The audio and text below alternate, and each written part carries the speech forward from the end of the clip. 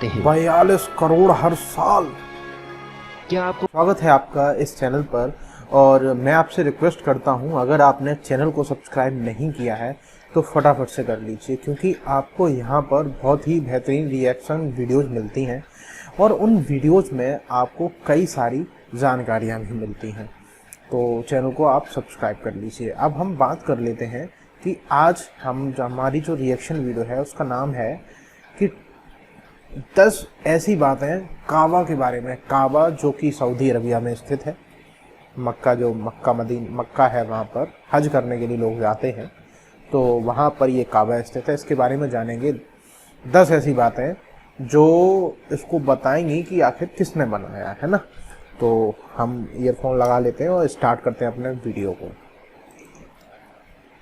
इस दुनिया में कोई जगह ऐसी नहीं है जो खाने काबा की तरह मुकद्दस और मरकजी हैसियत रखती हो। खाने काबा सऊदी अरब के मक्का शहर में मौजूद है। रोजाना हजारों की संख्या में मुसलमान 24 घंटे खाने काबा का तवाफ करते हैं। खाने काबा की तस्वीर करोड़ों मुसलमानों के घरों की जीनत है। दुनिया का हर मुसलमान काबे को अपना किबला तस्लीम करते हुए इसकी तरफ मुंह करके रोजाना 5 वक्त की नमाज अदा करता है। दोस्तों, खाने काबा का इतिहास बड़ा ही दिलचस्प रहा है और बहुत कम लोग ऐसे हैं जिनको खाने काबा की हिस्ट्री पता होगी। तो आज की इस खूबसूरत वीडियो में मैं आपको खाने काबा की 10 ऐसी बातें बताऊंगा जिनके बारे में शायद ही आपने पहले सुना होगा। मैं तो भाई पहली बार सुन रहा हूं। दोस्तों, सबसे पहले बात करते हैं कि खाने काबा को कब, कैसे और किसने तामीर किया। हम आज जिस काबे को देखते हैं वो हमेशा से ऐसा नहीं था। कुदरती आफात और कई अन्य कारणों से समय समय पर काबे की तामीर की जरूरत पड़ती रही है। दोस्तों, हम में से अक्सर लोग ये सोचते हैं कि काबे की तामीर सबसे पहले हजरत इब्राहिम अलैहिस्सलाम और उनके बेटे इस्माइल अलैहिस्सलाम ने की, मगर ऐसा नहीं है। रिवायतों में आता है कि जब अल्लाह ताला ने हजरत आदम अलैहिस्सलाम को जन्नत से धरती पर भेजा, तब आदम अलैहिस्सलाम ने अल्लाह के हुक्म से खाने काबा को तामीर किया, जिसके लिए आदम अलैहिस्सलाम ने मुख्तलिफ पहाड़ियों से पत्थर लाकर काबे की नींव रखी। उसके बाद हजारों सालों बाद नूह अलैहिस्सलाम के जमाने में जब तूफान नूह आया था, तब खाने काबा तूफान की वजह से ढह गया, मगर काबे की नींव बची रही। बाद में इब्राहिम अलैहिस्सलाम ने अल्लाह के हुक्म से अपने बेटे इस्माइल अलैहिस्सलाम के साथ मिलकर उसी नींव पर खाने काबा को फिर से तामीर किया। फिर नबी करीम सल्लल्लाहु अलैहि वसल्लम के जमाने में ज़ुहूर नबूवत से पहले कुरैश वालों ने फिर से खाने काबा को तामीर किया। कुरैश के लोग अक्सर हराम तरीके से पैसे कमाया करते थे, मगर उन्होंने कसम खाई थी कि काबा की तामीर सिर्फ हलाल पैसे से करेंगे, मगर वो पूरी तरह से कामयाब न हो सके और वसाइल की कमी के कारण काबे की छत का काम अधूरा ही रह गया।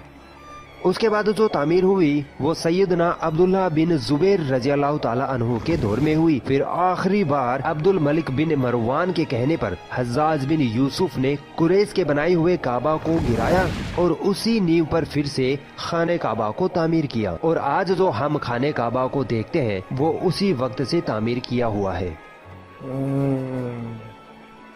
दोस्तों, नबी करीम सल्लल्लाहु अलैहि वसल्लम के जमाने में कोई भी मुसलमान खाने काबा में आ जा सकता था और इबादत कर सकता था। खाने काबा हफ्ते में 2 बार आवाम के लिए खोला जाता था, मगर आज के वक्त में मुसलमानों की तादाद और दीगर वजूहात के चलते साल में सिर्फ 2 मरतबा ही खाने काबा को खोला जाता है। उसमें भी सिर्फ आला शख्सियात और खास मेहमान ही खाने काबा में दाखिल हो सकते हैं। अंदर भाई साहब कोई नहीं जा सकता ज्यादा।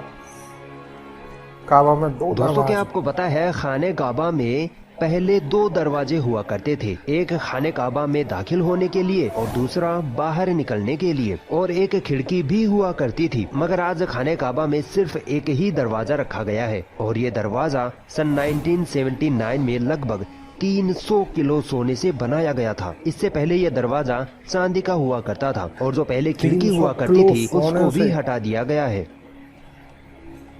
दोस्तों, आपने कभी गौर किया है कि हजरे अस्वद हमेशा चांदी के कवच में ही क्यों घिरा रहता है?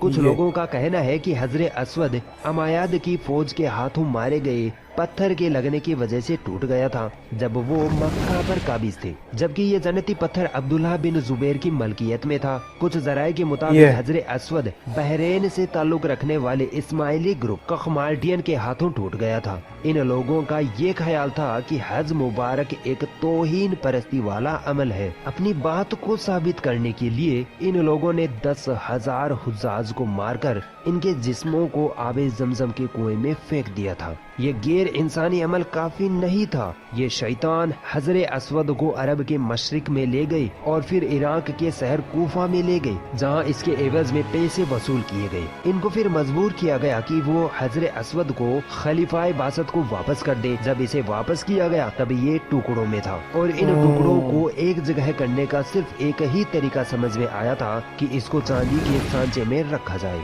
कुछ इतिहासकारों के मुताबिक इस मुकद्दस पत्थर के कुछ टुकड़े आज भी कहीं गुम है। दोस्तों, काबा लफ्ज का अर्थ होता है क्यूब, यानी कह लीजिए चौकोर। मगर क्या आपको पता है इब्राहिम अलैहिस्सलाम के वक्त काबे के एक साइड का हिस्सा गोल हुआ करता था, जिसे आज हम हतीम कहते हैं। हतीम काबे का ही हिस्सा है, इसलिए आज आप देखते होंगे कि तवाफ करने वाले लोग हतीम के अंदर से न जाकर बल्कि हतीम के बाहर से ही तवाफ करते हैं। दरअसल ज़ुहूर नबूवत से पहले जब कुरैश वालों ने खाने काबा की तामीर की थी, तब वो हलाल माल इकट्ठा करने में नाकाम हो गए थे और वसाइल की कमी के कारण उन्होंने काबे के इस हिस्से को छोड़ दिया था। दोस्तों, हम मुसलमानों को खाने काबा को काले रंग के कपड़े और सोने के धागों में देखने की ऐसी आदत हो चुकी है कि हम खाने काबा को किसी दूसरे रंग में तस्वुर भी नहीं कर सकते हैं।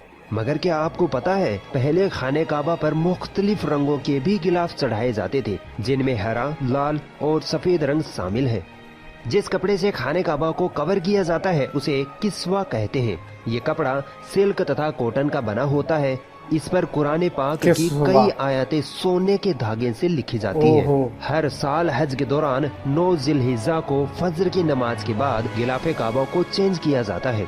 हर साल गिलाफे काबा पर लगभग $60 मिलियन यानी इंडियन रुपीस के हिसाब से 42 करोड़ रुपए सऊदी सरकार द्वारा खर्च किए जाते हैं। 42 करोड़ हर साल। क्या आपको मालूम है खाने काबा की तादाद 2 है। खाने काबा के बिल्कुल ऊपर जन्नत में एक और काबा है जिसे रिवायतों में बैतुल मामूर कहा गया है। नबी करीम सल्लल्लाहु अलैहि वसल्लम ने मेराज का वाक़या सुनाते हुए फरमाया कि जब मुझे बैतुल मामूर दिखाया गया तो मैंने इसके बारे में हजरत जिब्रील अलैहिस्सलाम से पूछा, तो उन्होंने जवाब दिया कि ये बैतुल मामूर है जहाँ 70,000 फरिश्ते रोजाना अल्लाह की इबादत करते हैं और जब वो यहाँ से चले जाते हैं तो कभी वापस नहीं आते। मतलब हर दिन एक नया दस्ता यहाँ आता है। बताइए दोस्तों, खाने काबा के दरवाजे को खोलने के लिए जिन चाबियों का इस्तेमाल होता है वो कोई सऊदी गवर्नमेंट के पास नहीं है, बल्कि नबी करीम सल्लल्लाहु अलैहि वसल्लम के एक सहाबी के खानदान के पास मौजूद है। फतह मक्का के बाद प्यारे नबी को खाने काबा की चाबियां सौंपी गई, मगर प्यारे नबी ने ये चाबियां अपने पास रखने के बजाय बनी शैबा खानदान के उस्मान बिन तलहा के जिम्मे कर दी। उस वक्त से लेकर आज तक खाने काबा की चाबियां उस्मान बिन तलहा रजी अल्लाह ताला अन्हु के खानदान के पास ही है। प्यारे नबी के फरमान के मुताबिक ये चाबियां कयामत तक उन्हीं के पास रहेंगी। हुजूर सल्लल्लाहु अलैहि वसल्लम ने फरमाया था कि ए बनी तलहा, ये चाबियां रोजे कयामत तक तेरी तहवील में रहेंगी, सिवाय इसके कि वो जोर जबरदस्ती गैर अखलाकी तरीके से तुझसे छीन ले जाए। कई सालों तक लोग ये अंदाजा लगाते रहे कि खाने काबा अंदर से कैसा नजर आता है। वो लोग बड़े खुशनसीब है जिनको खाने काबा के अंदर दाखिल होने की शहादत हासिल हुई, और एक खुशनसीब वो भी है जिसको खाने काबा के अंदर की तस्वीर बनाने का मौका मिला। फिर लाखों करोड़ों लोगों ने ये तस्वीरें ऑनलाइन भी देखी और भारत के कई लोगों का वहम भी दूर हो गया जो ये कहते थे कि हमारे देवता की मूर्ति काबे के अंदर रखी हुई है। दोस्तों, खाने काबा के अंदर का हिस्सा संगे मरमर और हरे रंग के कपड़े से ढका हुआ है। दोस्तों खाने काबा मक्का के ढलान वाले क्षेत्रों में मौजूद है, जिसकी वजह से जब भी बारिश हुआ करती थी तो वादी में सैलाब आ जाया करता था और खाने काबा के चारों तरफ पानी इकट्ठा हो जाया करता था। और उस वक्त इस पानी की निकासी व रोकथाम के कोई बेहतरीन उपाय न थे, मगर मुसलमान उस वक्त भी खाने काबा का तवाफ जारी रखते थे और वो तैराकी करके तवाफ करते थे।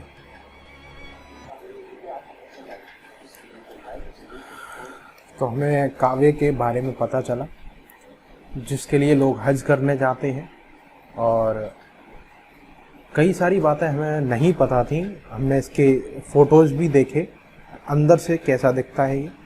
तो आज की इस वीडियो को हम यहीं समाप्त करते हैं। आप हमें नीचे कमेंट्स करके बता सकते हैं कि आपको और किस तरह की वीडियो देखना पसंद है।